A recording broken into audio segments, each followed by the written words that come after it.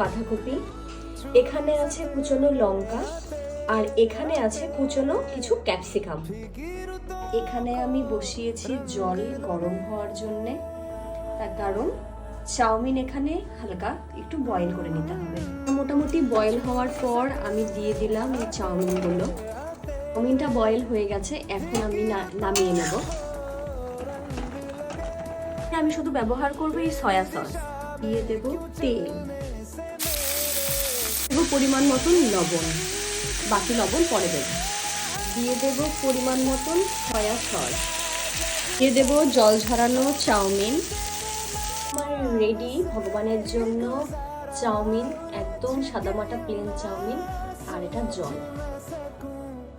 কেমন হয়েছে তোমরা নিশ্চয়ই আশা করি জানাবে, আর আমি এই প্রসাদ পেয়ে তারপর জানাবো কেমন হয়েছে।